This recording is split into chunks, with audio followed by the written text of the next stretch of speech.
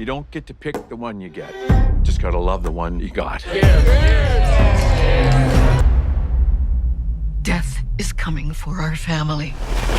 I said, oh, oh, oh, oh, oh, oh.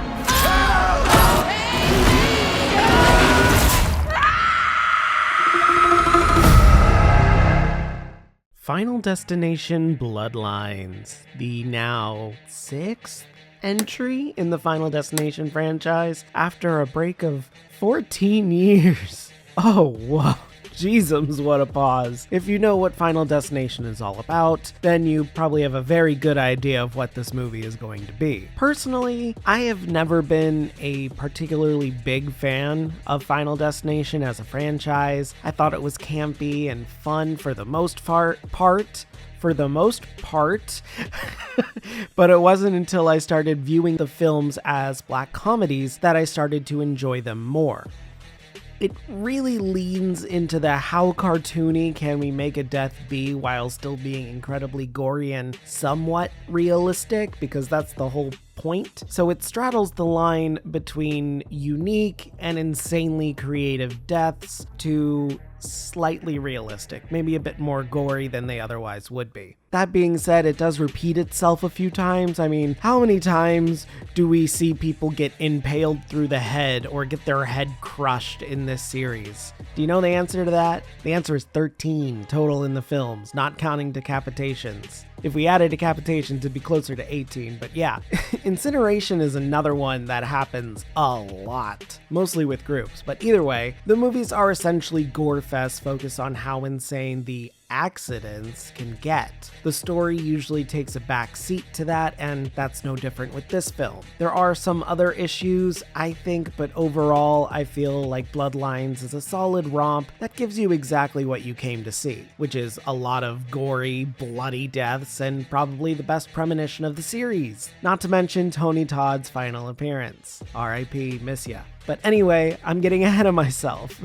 So what is this movie even about? Final Destination Bloodlines, not Final Destination 6, follows a young college student named Stefani, who suddenly starts to have a recurring nightmare about a huge disaster at an old fancy restaurant called the Skyview that seems to follow real events that happened to her grandmother back in 1969. When Stefani decides to follow up on the dream in order to stop the nightmare, she starts to realize that death has appeared once again and is intent on taking her family one by one as it does. So it's a little different than usual here. It's not the main person having the premonition, but this one's granddaughter having the premonition. That's never explained why, too. She just does. But okay. Either way, it's still very much the same beats here. A girl had a premonition, stopped a disaster, and death eventually decided to come for her and her family that never should have existed. I do think that this breaks one of the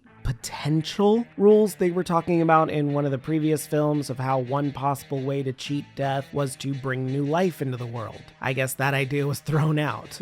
I think the strongest part of this film is the opening. The premonition disaster is a real sight to behold. There's so much going on all at once. Everything ties together so well with the machination of it all. People are falling everywhere, getting smashed, incinerated, bisected. Oh, it's glorious. It's really, really good. It even has what I'll say is arguably the most satisfying death in the film, which is just a ton of fun. Love all of that. But then everything afterwards just feels a little meh once we get into the real world, not premonition world. There's just not a lot of substance after that long opening sequence. The story starts to meander a bit, the family on death's list is introduced somewhat haphazardly, things like that. The film also tries to have a message about abandonment and separation for some reason, but it's never focused enough to really bring the message through. It's never really discussed fully. And the pacing is terrible. Once Stefani takes over as the lead, the film's pacing flip-flops dramatically between being too fast and too slow. The death scenes are still great and creative and wonderfully paced, but everything in between them is either too slow or way too quick in order to get to the next Rube Goldberg death crazy thing. Which again, they are still paced relatively well, although I will say some characters should very, very clearly see it coming and take even the simplest of steps to get out of the way. It's not very hard to see where something's going, although it does try to surprise you here and there. It's still like, okay, why aren't these characters seeing what's going on and just move to another room or something? Especially from the hospital on, the character decisions deteriorate so fast. Speaking of, the acting is mostly fine. It's nothing fantastic, but it gets the job done. Everyone here is doing a decent enough job, even if they don't stick around very long to leave a lasting effect. Our final girl, Stefani, is the standout, played by Caitlin Santajuana, and she's great for her part. She's determined with a frantic energy, but also with a really good traumatized face whenever someone dies in front of her. I really like her casting for that. I think she did a really good job. But then we have everyone else. Her brother, Charlie, though, played by Teo Briones, feels just a little out of touch. He's just really way too nonchalant about a lot of things, and I think he needed to put a bit more emotion into his performance as one of the central group here. He doesn't really stand out. I think he's fine, but he's very forgettable. The real standout of this group is Richard Harmon as Stephanie's cousin Eric, the tattoo artist, sarcastic asshole who plays the role of comic relief, because of course he does. He's fun, but I wish the film let him have more range. There's a bunch of moments where he's seen as protective and clearly loving of his family, but then is also openly antagonistic and rude, even when he's trying to protect people. It's weirdly inconsistent, and I think he needed an extra scene or two just to flesh him out, maybe ground him a bit more, but otherwise I feel he gets the job done, especially for comic relief. Lastly, I do want to mention Tony Todd. He reprises his role of Mr. Bloodworth for a very short cameo. Now, this was Todd's final appearance since he was diagnosed with cancer and later passed away before this film came out. Knowing this, he was able to ad-lib his final lines, and according to the directors, he used them as a final message to the audience, and god damn it, he made me tear up at a Final Destination movie. Oh. R.I.P. Tony, you will be missed, especially by me. Of course, even with the meh story and meh acting, that's not the point of Final Destination now, is it? No! How are the deaths? Well, I already gushed about the premonition deaths, but there's also a ton of fun kills throughout the film as well. People are remarkably squishy, but the slow deaths are very, very fun as well. There are quite a few quick ones here for some reason, but the slow ones are just, love them. I'm pleased to say that pretty much every single death is on screen and in your face with a good amount of gore and squishy bits and splatter everywhere, but unfortunately, not many were done practically. So get used to seeing a bunch of CGI mayhem because that's what this movie is. A couple of moments were done practically, like part of a scene in the hospital and part of the scene at the barbecue, but most are very, very CGI heavy, which is always really annoying to see. I don't like it. How hard is it to swap out a dummy to be smashed? Other films do it all the time. I don't know, I just like practical effects, and this doesn't have enough. Maybe they did try and it just didn't look right, but still.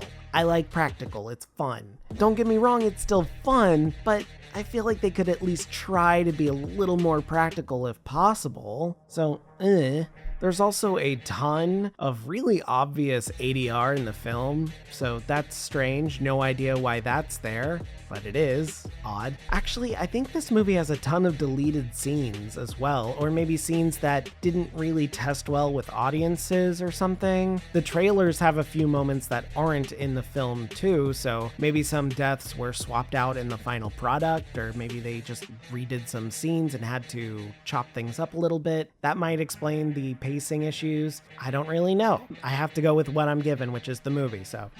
Ultimately, I find myself starting to compare this movie with The Monkey from February. Watch my review up here.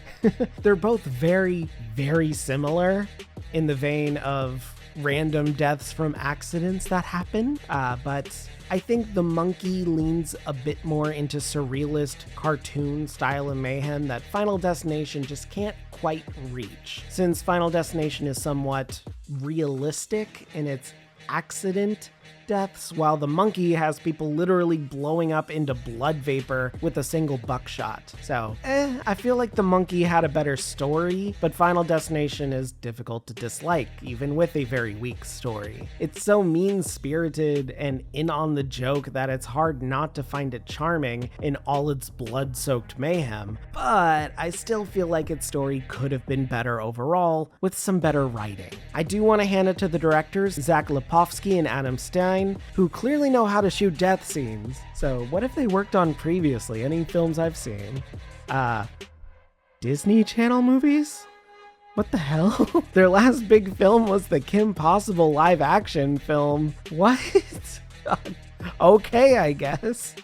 The hell? That does answer the question I had about the jokes in the film, but wow, okay. Glad to see them doing more adult stuff now, I guess. I'll have to keep an eye out for more that they do. Overall, though, I don't dislike this movie, but I don't necessarily agree with the universal praise heaped onto it. I think it's fine, it's very solid, and is a good, gory time, even if it does have many flaws with pacing, a weak story, and terrible character decisions. Like I said, everything past the hospital decision-wise makes absolutely no sense. There are even some moments that feel set up to come back later that never actually do. A good example is the pet tortoise Paco. They have a big deal setting up that tortoises can live for up to 100 years, and one of the well-known rules in this franchise, in order to cheat death, is to kill someone else so you can get their remaining years. So I assumed someone would try to kill Paco and see if that would count, and it just never happened. Why do the characters have a pet tortoise then? Why give them lines about Paco's age? It reeks of a dropped plot line that was just never cleaned up. So, I don't know, maybe that got cut in post. I don't know. That probably bothers me more than it would for anyone else, but hey, it's my review, damn it. I can be annoyed with that. Either way, I do think this is a solid entry into the franchise. Maybe not a franchise revitalization, but still very solid. I think you could do a lot worse, but I do think The Monkey is the better movie in my opinion. That being said, this is still a very fun film. If you like gory, dark humor killathons, then you'll enjoy this just fine. So I gotta give it a decent score here, so ultimately, Final Destination Bloodlines gets a 7 out of 10 from me. Hey guys, thanks for sticking around for another one. Yeah, I know this is coming out a bit late. I missed it last week because I went to go see Bring Her Back from the Mystery Theater. Next week I'm seeing Lilo and Stitch. I am terrified. I love Lilo and Stitch the original, and I do not have very high hopes for this one. It looks not great. It's getting tremendous reviews, but I do not trust that, and I don't know. I guess we'll see. I don't really know what's after that. I know there's a couple of other horror movies coming out pretty soon. Weapons is in another 2 months? A month and a half, I think. We got some time before that, but we got some other ones popping up. In the meantime, I still need to check out the ones that dropped on Shudder, Ugly Stepsister and whatnot. I've heard fantastic things about it, so I need to actually sit down and watch it. We'll see if I have time. Anyway, what did you guys think about this movie? Did you have a really good time? Do you wish it had a bit more story or substance to it? I don't know, let me know in the comments down below. And after that, don't forget to like this video, subscribe, ring that bell so you don't miss a video, really helps me grow. And yeah, that's it. Have a great day, and if you're not, have a better one. See ya. I'm just a ghost in your stereo. The fading memory of a shipwreck in the undertow. You're just a lost song alone. And I'm just a ghost in your stereo.